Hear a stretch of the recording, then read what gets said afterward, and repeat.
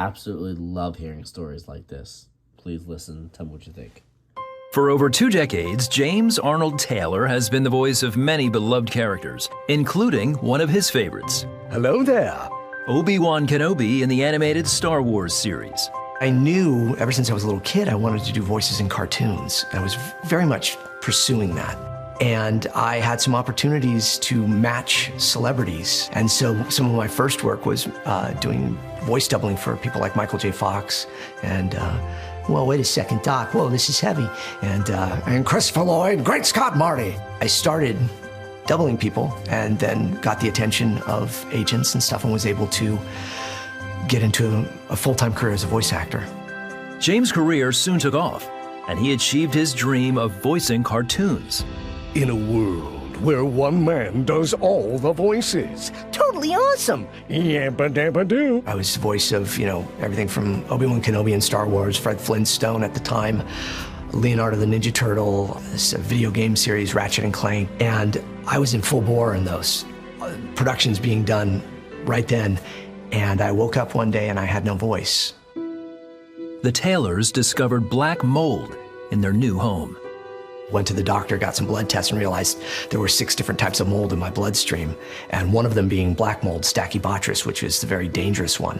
And I had been, having everything from brain fog, memory loss, all these things, but particularly that my voice was going. So I remember very vividly on that day, it was February 13th, 2005, and I went and just got back from the doctor, and he says, "You gotta stop speaking." And I said, "God, please don't let this be the worst day of my life." James and his wife felt overwhelmed and relied on their faith to carry them through. We were in the process of adopting our daughter at the time. So we've got this house with this black mold. We're in a lawsuit with people with the house.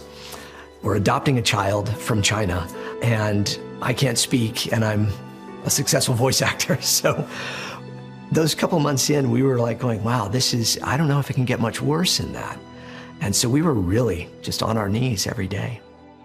The Taylors trusted God as James began extensive therapy to regain his voice. I was going to doctors, and they all wanted to put me on various medications, some indefinitely, and they said that my voice would probably not be the same, it'd be less than. So I took a very proactive approach and a holistic approach too. Changed everything about my diet, my exercise, the way I lived, went on a whole foods diet and just really did the best I could to cleanse my system of the mold. I had this wonderful gift that God gave me since I was a child to do these voices and to mimic them, but I wasn't doing it right.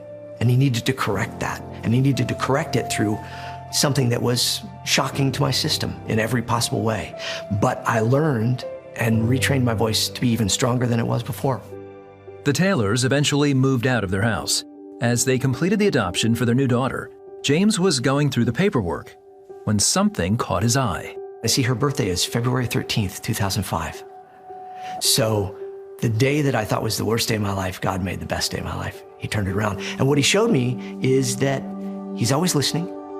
And the things that we think are our hardest journeys are there to build us up for the next journey and to make us stronger for the next hurdle that's going to come up in life.